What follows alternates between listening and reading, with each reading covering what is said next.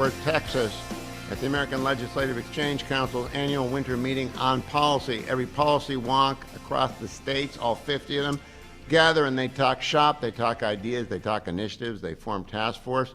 I get to talk to speakers and President Pro Tems of Senates and speakers of House, and I've got the Speaker of the Kansas House with me right now, Dan Hawkins. Speaker Hawkins, though, has lost his mind and is running for insurance commissioner in Kansas. And I got to ask you, in California, that is Russian roulette. It's crazy. Florida, it's not a great job.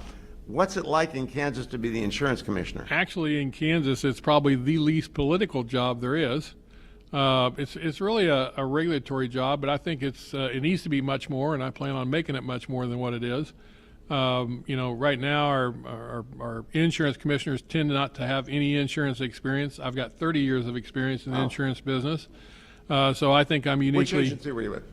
Pardon me? Were you an independent broker, or were you a state farm? You were an independent guy? Yeah, I had my own employee benefits agency. Okay, so you know that in California, they turned down insurance request after insurance company request, and so no one was insured. Not no one, but most people were not insured when the Palisades fire went down.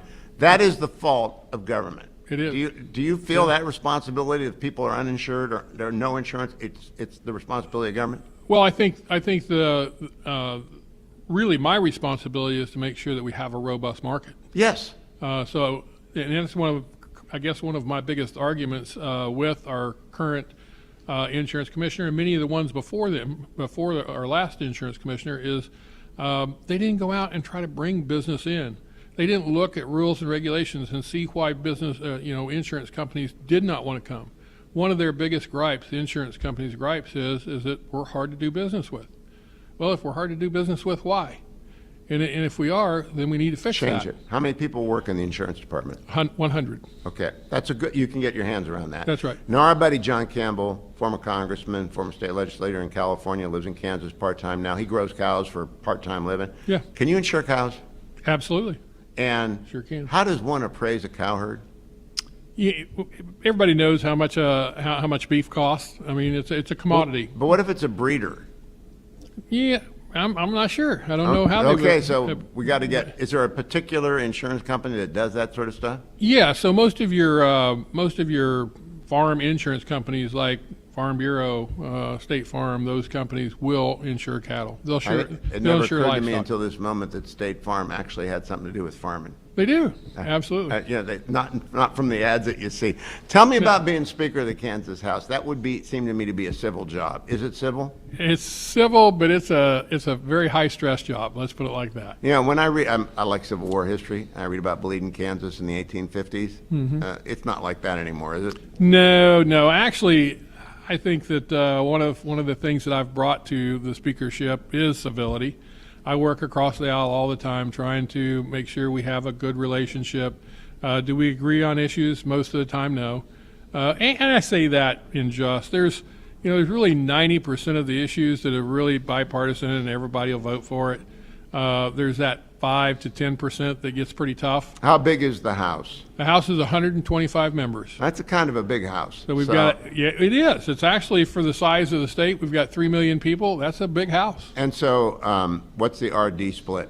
So it's 88 Republicans and 37 Democrats. Now, I talked with the President of the Senate yesterday, and I want to just go over the same ground on redistricting. Yeah. Can you get redistricting done? We can. It is possible. We got a lot of work to do, and quite frankly, there's going to have to be something change in the connection out there. People are going to, because we've got people that are against it. Do your members understand that politics is now nationalized, and that I know they might not think that way in Kansas, but if the House is one seat D, it's because Kansas didn't act. Did they get it? Believe me, I made that argument at our retreat. Oh, you did? I sure did. And did anyone say, "Oh, that's not going to happen"? Because it could very well happen.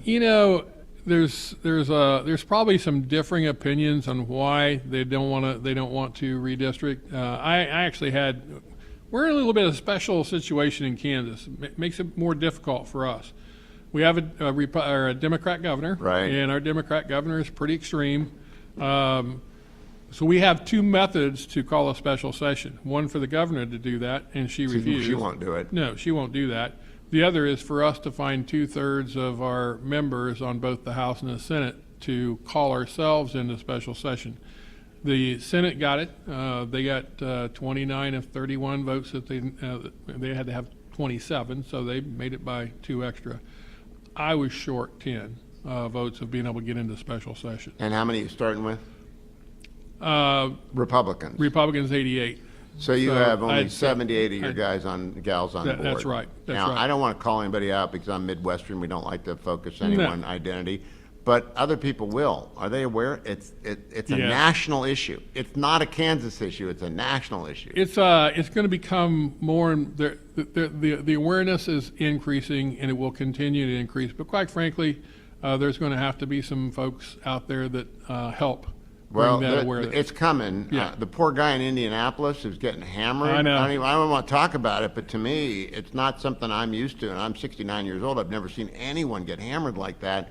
And then they'll get done with him, and they'll get it done, and then they'll go looking at Kansas because every seat matters. And believe me, that's exactly what my message to our retreat, our caucus retreat was. And unfortunately, the administration or any of the associations out there that would support the administration did not engage in helping get the special session. So now, for us to do it, we're going to have to do it during our regular session starting in January. So and truly, there's going to have to be some serious work done between now and January to get that up. let me know if we can help. I want to close by asking about you and Ty Masterson. He's running for governor. You're running for insurance commissioner. He has a primary. Do you have a primary? I do not have one yet. That's a nice thing to have. It's a nice situation. So I was very impressed by Ty Masterson. Obviously, there are other people in the race. I don't know anything about Kansas. But when is your election?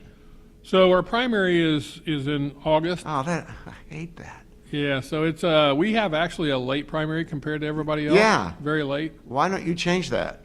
You know, it'd take a constitutional change to change it for certain.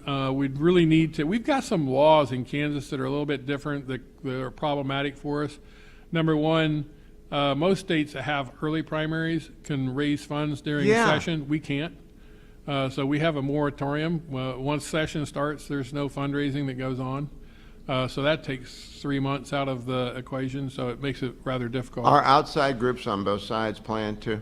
Absolutely. And so have they overspent everybody else? Because that's sort of the cloud over all of American politics. We ought to just let people give money to candidates so that we know who's got what and let them fight it out. Absolutely, because quite frankly, you know, we have our campaign finance laws are very restrictive.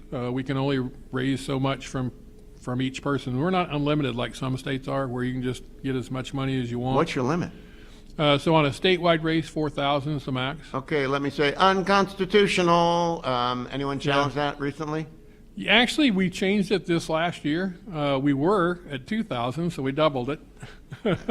You know, Kansas is a little bit funny when it comes to those things. there is this Really 14th Amendment that incorporates the First Amendment that says Congress, and that means state legislatures, shall make no law respecting freedom of speech. And so Right. you're stepping on people, but good for you Right. for raising it. Yeah. But I wish you great success, Speaker Hawkins, and I hope next time I see you, you're Insurance Commissioner Hawkins, and we'll talk about what we're going to do.